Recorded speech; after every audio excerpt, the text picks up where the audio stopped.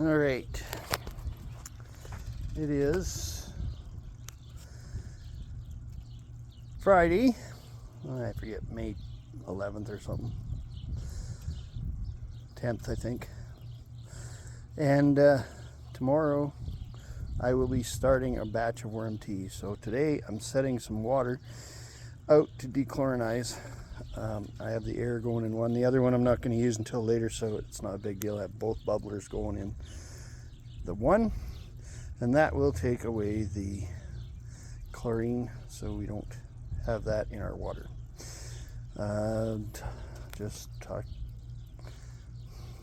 Giving you an update. We're going to try to video record the whole worm tea process. Okay, so day 2. I have filled my pails yesterday, overnight, let them bubble. Down there I'm not going to mix up today. I'm mixing this one up today. So the chlorine has had a chance to gas off. With the bubbles especially, it's going to happen. Hang on, I'll be right back. Right back to you. So this is what I use for a net. It's a paint strainer for a 5-gallon bucket. So everybody always asks me, how many castings do I use? Well, in a 5-gallon pail, I'm using 750 milliliters or 3 cups of casting.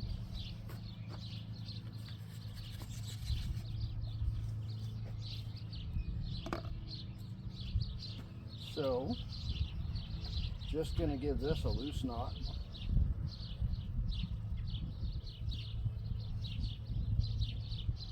Actually, before I do that,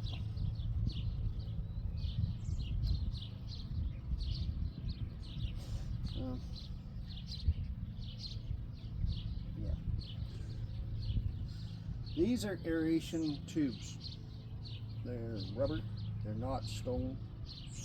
So I'm just going to embed them down into the castings so that the castings get air as they're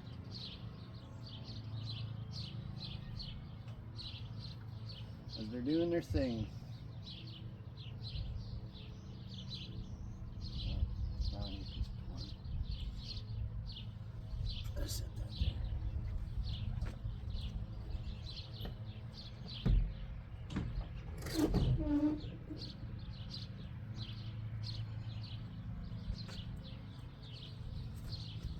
Wasn't totally prepared,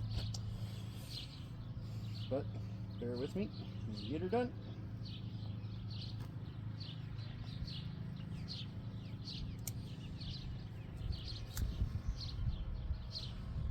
So tomorrow we're diluting this, mixing it up, and putting it to work and seed treatment. And we'll keep you posted along the way for that.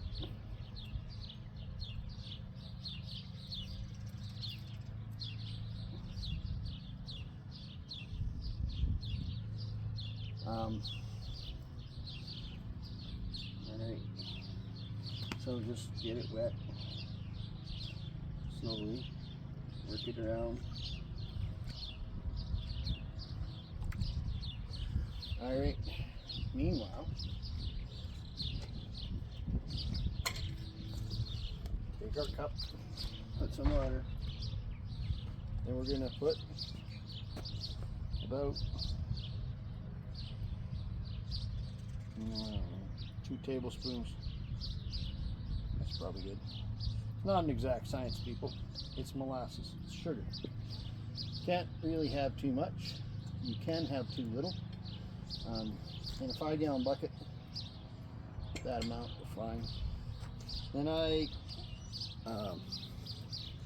mix it so that it's not just a glob, right? I get it into the water. So I just stir it around until it's dissolved. Because molasses, if it just goes in to be a big glob down the bottom, it probably isn't going to do a lot of good.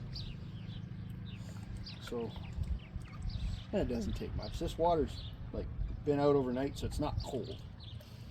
And it's sitting in a black pail today. Okay, so there. It's well diluted.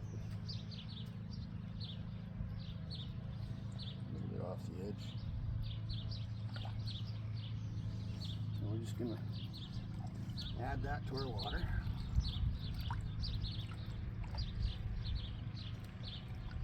It's stuck on the bottom. Go back. Add some more water. And up. Okay, so the bag is down, the aeration tube is in the bag. Just massage the bag. Get everything feeling good in there. Nice. Make sure there's no dry spots, which there shouldn't be. I mean, this stuff's pretty bulletproof. And let her buck. Now she's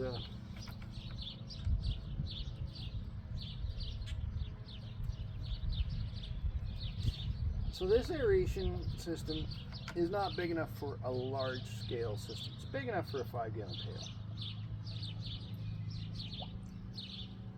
And try to get it down to the bottom. And I've got one in the bag and one to keep the castings aerated.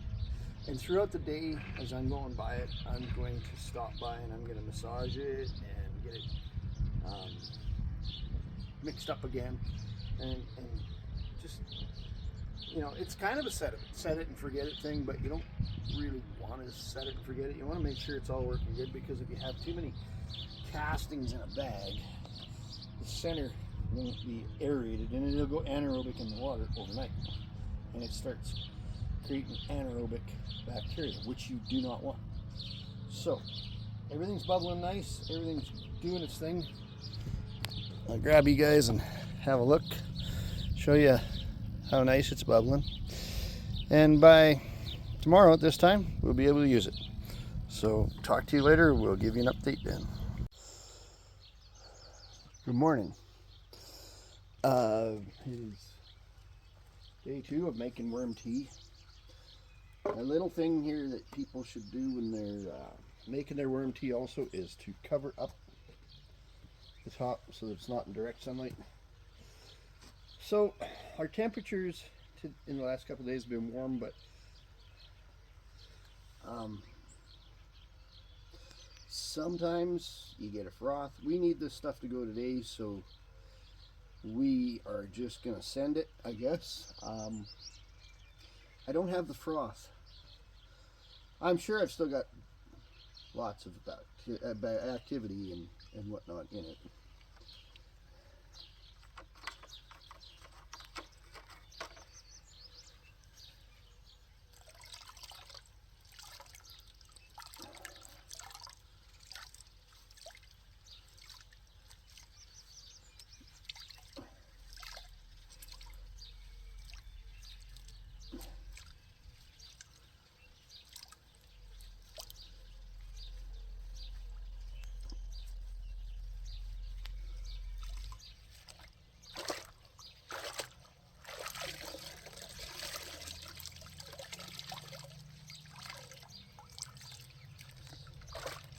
Rinse it off, get all the goodness out of the bag.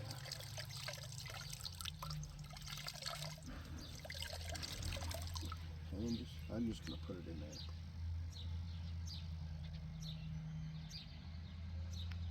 Pull this guy out, put it in there.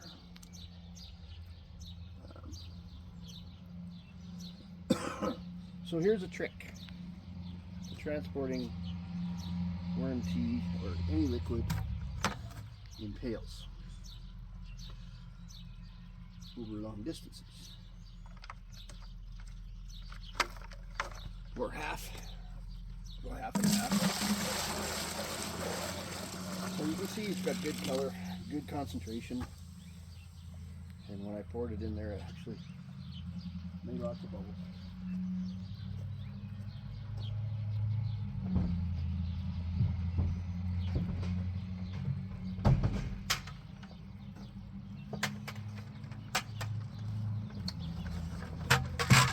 these are just my chop pails from doing chores. Take a pail, set it on top.